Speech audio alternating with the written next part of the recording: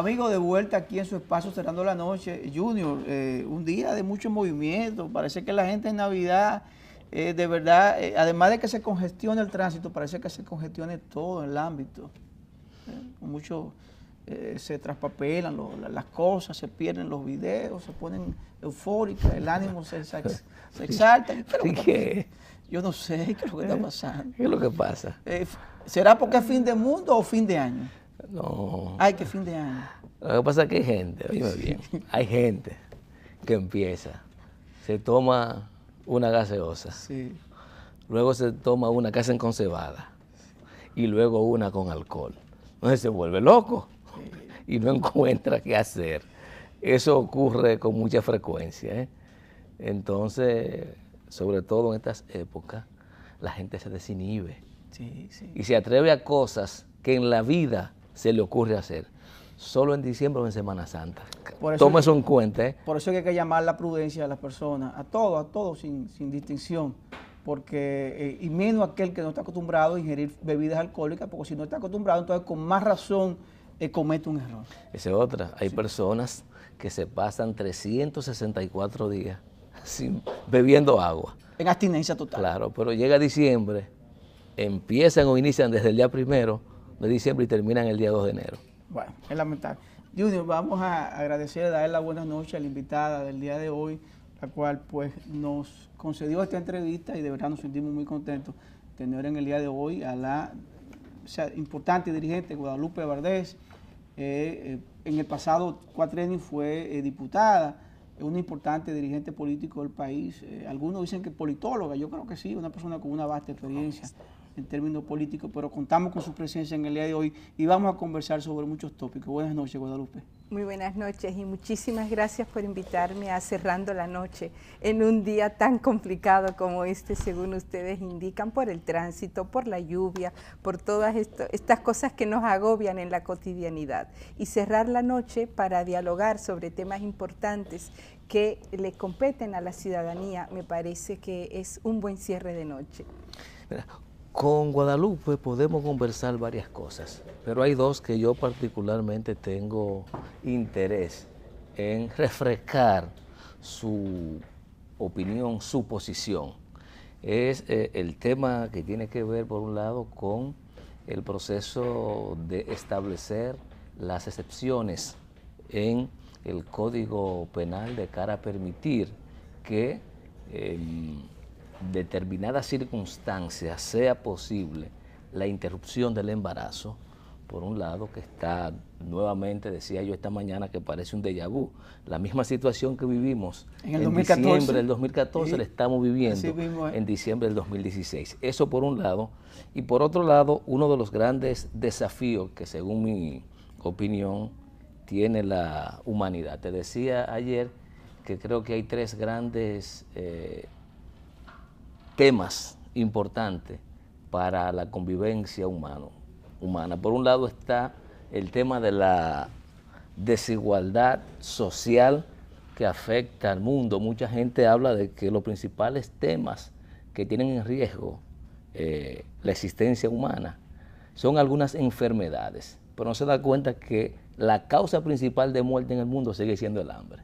No son los ataques al corazón, no es el cáncer, eso existe. Pero el tema de la desigualdad social, la concentración de la riqueza en poca mano, un tema que Guadalupe está de una u otra forma involucrada, sobre todo en el aspecto de la mitigación del hambre. Y el segundo eje es el tema del medio ambiente, y tercer eje para mí el tema de la impunidad. Creo que son tres grandes desafíos que tiene la humanidad. Toda una conferencia. No importa. Toda una conferencia. No importa, la posición ideológico-política que usted asuma. Hay tres grandes desafíos que habrá que buscar la forma de vencer, Guadalupe. Sí, y yo creo que todo eso está muy vinculado a un tema que reclama el mundo hoy día, que es el tema de la paz. Y para poder vivir en paz hay que tener resueltos estos temas que ustedes colocan en la agenda de Cerrando la Noche. Y bueno, vamos a abordarlos. ¿Por dónde comenzamos? ¿Por el Código Penal? Perfecto, sí, el tema que tengo ahora mismo. Sí, bueno, el tema de estar de nuevo en la situación de hace prácticamente 2 años, cuando el Congreso aprobó el Código Penal, en algún momento colocando en la Cámara de Diputados, se había colocado incluso la interrupción del embarazo en caso de salud de la madre, que después fue modificado en el Senado de la República, observado por el presidente de la República, que además después vino durante un año el abordaje en el Tribunal Constitucional que plantea la inconstitucionalidad del código, no por el fondo, sino por el procedimiento con el cual fue remitido. La población tiene que recordar que se aprobó en la Cámara de Diputados la modificación y de manera inmediata, en menos de 24 horas, fue remitido directamente al Poder Ejecutivo sin pasar por el Senado de la República. Entonces, hoy nueva vez fue introducido en la presente legislatura y el presidente de la República, Danilo Medina Sánchez, volvió a observar el código ahora con argumentos más precisos, reiterando los argumentos del 2014, en el cual se plantea que no se puede aprobar un código penal que no contemple la interrupción del embarazo por las 3 causales. Y esto va en consonancia con el cumplimiento de la Constitución de la República, que él como jefe del Estado, como representante del Estado, tiene que cumplir y hacer cumplir además, porque uno de los planteamientos de la Constitución es el respeto a la dignidad humana, y cuando hay un caso de violación o de incesto, estamos ante un hecho de violación a la dignidad de la mujer en estos casos, y por eso se plantea que la interrupción del embarazo en estos casos sea una decisión que la mujer tiene que tomar. Hay mujeres que, a pesar del hecho de la violación o del tema del incesto, si son adultas, pueden y deciden tener su hijo, es su decisión. Pero si una mujer, y sobre todo el caso de una niña, es sometida a un caso de violación o de incesto, tiene que tener el derecho de tomar la decisión de interrumpir el embarazo. La otra causal es cuando la vida de la mujer corre peligro, cuando es un embarazo ectópico, alguna que yo, por ejemplo, soy resultado, yo tuve un embarazo ectópico, creo que, no sé si en este programa o en otro lo señalé, y el médico tuvo que interrumpir el embarazo para que yo pudiera seguir viviendo y poder dar educación y atención a mi hijo que ya yo tenía, y después tuve la segunda hija. Pero cuando hay un embarazo ectópico, si no se interrumpe el embarazo, la madre muere al poco tiempo. Y también el otro tema es cuando el feto trae una malformación que hace inviable la vida del feto, y que es un crimen que esa mujer tenga ese feto durante 9 meses en su vientre, cuando al momento de nacer ese feto va a morir porque no tiene posibilidad de vida. Entonces nosotros creemos que ha sido una posición responsable del presidente de la República observar nuevamente el código. Ahora regresa nueva vez al Congreso de la República, y esperamos que no se tenga que esperar 2 legislaturas para aprobar las observaciones que hace el presidente, que además envió, como lo establece la Constitución, la redacción que deben de tener los artículos que están siendo observados. Claro, yo siempre pienso que a estos procesos hay que llegar también con procesos de diálogo y de conversar al fondo para poder resolverlos, y el Partido de la Liberación Dominicana, que tiene el control tanto del Senado como de la Cámara de Diputados, tiene que abocarse a un proceso interno de diálogo para que los legisladores, que son del mismo partido del presidente de la República, tomen en cuenta este planteamiento, que es un planteamiento de derecho y de justicia social, porque las tasas de maternidad de mortalidad materna que hay en el país, el gran porcentaje que tenemos es justamente por el tema de la forma como se realizan la interrupción del embarazo en el país, que afecta fundamentalmente a las mujeres de menores recursos económicos, que son las más vulnerables y las más pobres del país. Siento que sigue habiendo muchas incongruencias, manipulación en el abordaje del tema. Digo esto porque partiendo de una lógica sencilla, hay un principio básico. En República Dominicana el aborto está penalizado. Ese es el principio. ¿Pero principio de dónde? El principio básico, que está establecido en el Código Penal. Principio bueno, básico. Se está discutiendo, eso Bien, es lo que se está discutiendo. Pero no, lo que les quiero decir es lo siguiente. Aquí no se está planteando por lo menos una discusión de despenalizar totalmente la interrupción del embarazo. Por eso que le digo que como punto de partida hay que desmistificar eso. Segundo, con las excepciones, tampoco se está obligando a nadie a que tenga que recurrir a la interrupción. Sencillamente el Estado ampara y da la facultad a la mujer, en este caso si es adulta, a la familia si es una menor de edad, de que decida si quiere continuar con una criatura, Giovanni, que es hija de una violación que no se sabe quién es el padre, si quiere continuar con un embarazo que es fruto de un incesto, es decir, que el papá del niño puede ser el primo, el abuelo, el papá de ella o un hermano. Entonces, que sea ella que decide. Y si decide interrumpirlo, pues que no haya consecuencias legales, ni para ella, ni para el personal médico que trabaje en ese proceso.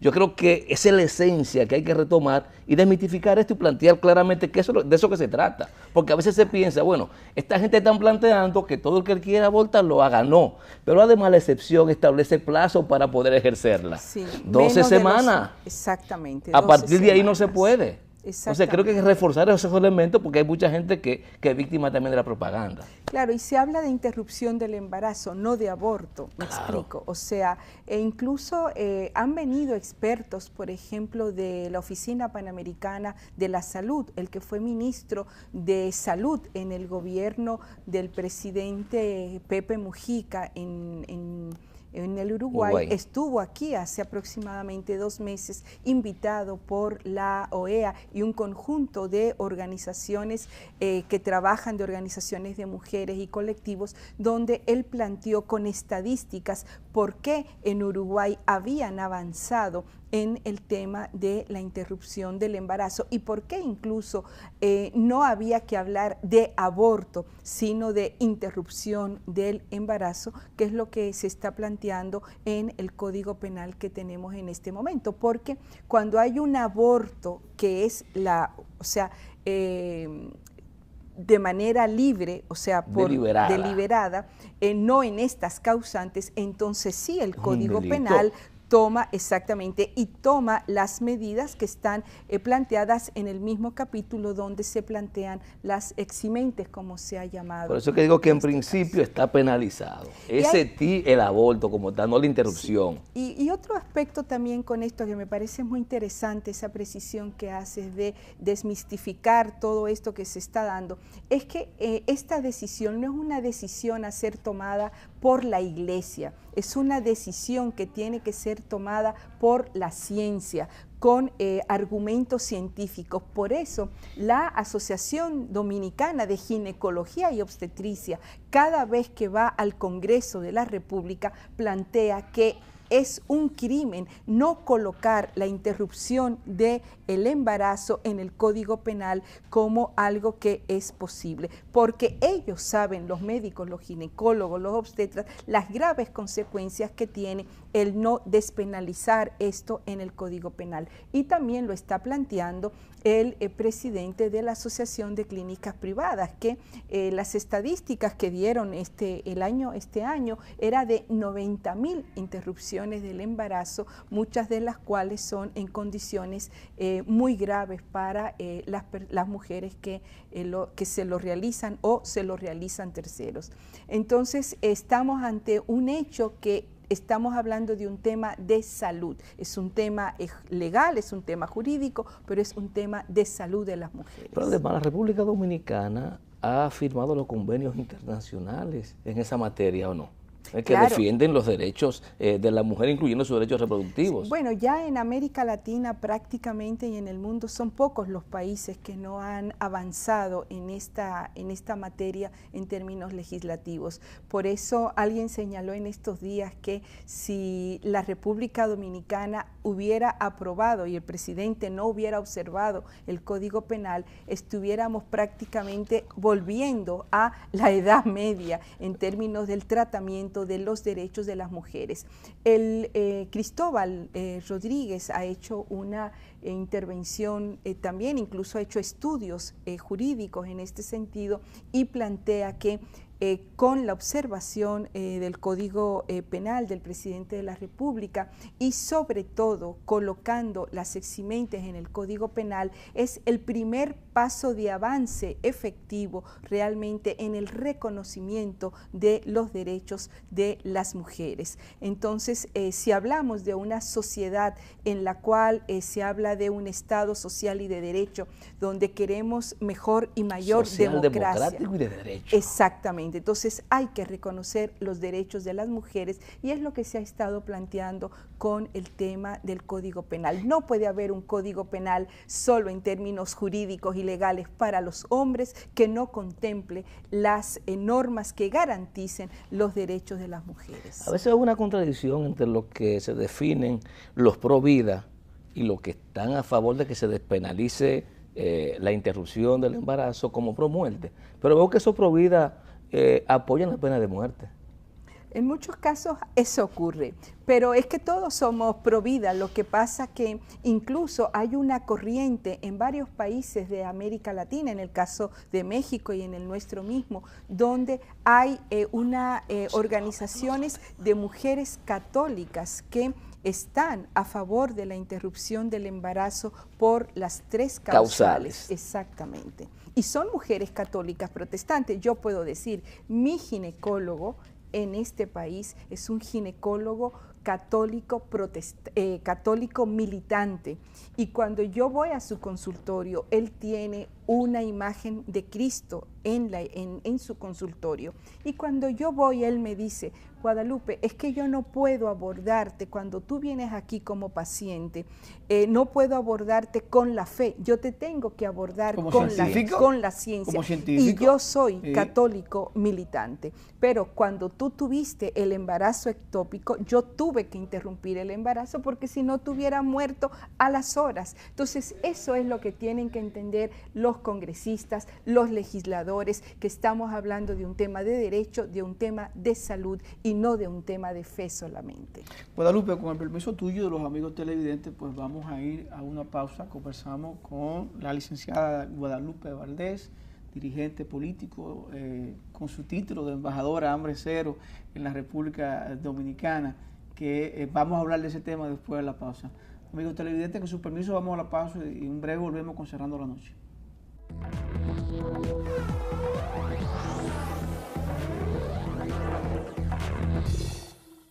Amigos televidentes, de vuelta con este su espacio Cerrando la Noche, y en esta parte ya de la entrevista con la licenciada Guadalupe Valdés vamos a hablar de las funciones que tiene de embajadora Hambre Cero a través de las Naciones Unidas para el Programa de Alimentación y Agricultura FAO. Esta loable acción que debemos no solo dejarle la responsabilidad a Guadalupe Valdés, sino todo el país completo, pues a una salir y tratar de la responsabilidad del Estado, me deja Guadalupe. Digo, cuando te digo es, entre comillas, las funciones de, ya tú estás hablando de que una institución como esta le ha designado embajador Hambre Cero, entre comillas, tiene una gran responsabilidad, pero Junior, una cosa es, eso es imposible, recuerda, es un asunto de Estado y de muchos países, no solo de un solo país. ¿Cuántas personas, una idea, se van a la cama sin cenar, sin comer, o en el país mueren de hambre? Bueno, efectivamente, en el país nosotros estamos en el 12.3% de personas que aún están en situación de malnutrición. Esto significa que es alrededor de 1.300.000 personas. Recordemos que la República Dominicana logró cumplir a la mitad la meta del objetivo de desarrollo del milenio, que planteaba reducir a la mitad la tasa de desnutrición. Y por eso incluso la República Dominicana recibió un premio de la FAO conjuntamente con otros países, el Estado Plurinacional de Bolivia, Venezuela, Cuba, por citar algunos de estos países. Sin embargo, hoy día no solamente es esta gran cantidad de personas, o sea, tener un 12.3% es un número alto todavía en términos de personas que están en situación de malnutrición, sino también que tenemos que avanzar hacia mejorar la calidad de la alimentación. Y otros temas que tenemos pendientes en la agenda del país es el tema del etiquetado de los alimentos. La población no está recibiendo la información adecuada de qué está consumiendo, tanto en términos de los productos que son importados como de los propios productos que son elaborados en el país. Y otro tema muy fuerte en términos de la alimentación es la gran cantidad de alimentos ultraprocesados, que son alimentos saturados en grasas, en sales y en azúcares, que son los que están produciendo en niños y niñas y adolescentes las enfermedades de la diabetes y de la obesidad. No sé si, y bueno, las personas que están viendo Cerrando la Noche habrán escuchado que cada vez más se murió de un ataque cardíaco, que le dio un paro y se murió. Esas enfermedades que antes no ocurrían a la velocidad que están ocurriendo en este momento tiene que ver con el tema de la alimentación y obviamente el tema del estrés y de esa vida agitada que tenemos. Entonces hay que cambiar nuestras formas de vida, nuestros patrones de consumo para tener una mejor calidad de vida. Ya hablamos entonces del porcentaje que padece malnutrición en la República Dominicana. Giovanni le preguntó que cuántas personas padecen hambre, que es diferente. Una cosa es el que come mal y otra cosa es el que escasamente puede conseguir para alimentarse.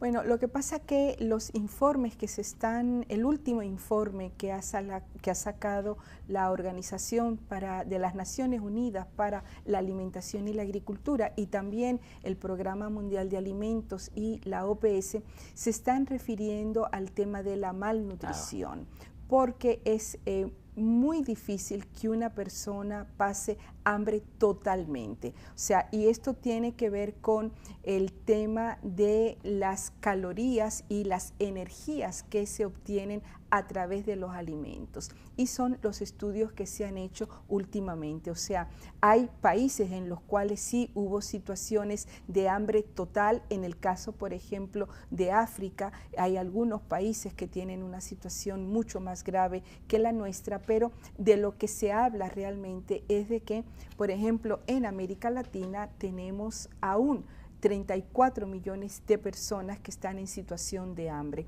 ¿Qué significa esto? Personas que no saben qué alimento se van a llevar en la noche al momento de dormir o al momento de levantarse.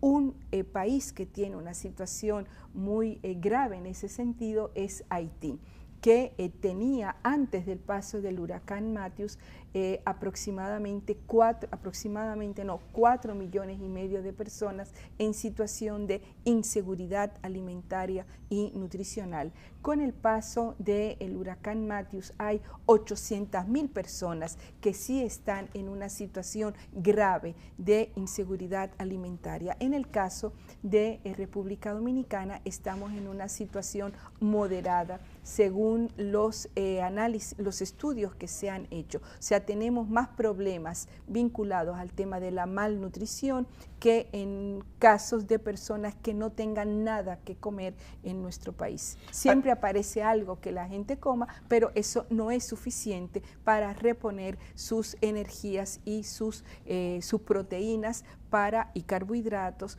para poder recuperar su fuerza al otro día. Según esos estudios de la FAO, ahí señalaría en algún momento, en algún algún capítulo de si la República Dominicana, al ritmo que va, puede ser autosuficiente para alimentar su población, aproximadamente de 10 millones de habitantes? Bueno, ese es el reto hambre cero. Recordemos que el año pasado los 193 estados firmaron los Objetivos de Desarrollo Sostenibles, en lo cual lograr ser la generación hambre cero en el 2030 es uno de los 17 objetivos. Y esto se vincula con el tema con otros de los objetivos de desarrollo sostenible, como es el tema de la pobreza, el agua, cambio climático, productividad y comercio justo. En ese sentido, la República Dominicana tiene que avanzar hacia el cumplimiento de este objetivo y tiene que trabajar en lo que son los pilares de lograr ser la generación hambre cero en el 2030, que tiene que ver con el tema de la malnutrición, pero tiene que ver también con lograr que los niños menores de 2 años tengan una alimentación adecuada, y aquí hay que promover fundamentalmente la lactancia materna.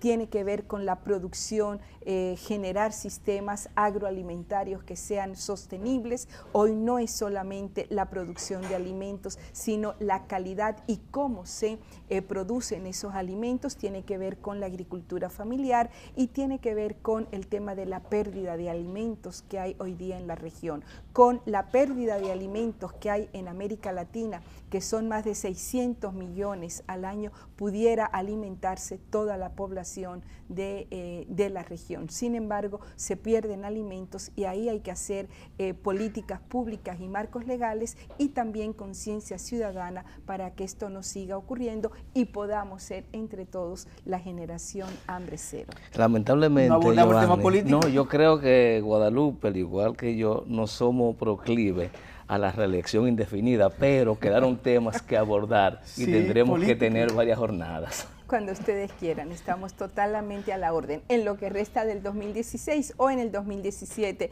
que es un año para caminar y para hablar, para hacer diálogos hambre cero. Gracias. Hablamos con Guadalupe Valdés, embajadora hambre cero de las Naciones Unidas, de la FAO, con ella y además importante dirigente político del país, que como tú señalas, Junior, quedaron temas pendientes, así que tendremos que el próximo año, pues a principio de año, comenzar a abordar esos temas. Gracias, Guadalupe. Gracias a ustedes. Ustedes, amigos televidentes, gracias por el favor de su sintonía. Será pues hasta mañana. Feliz resto de la noche.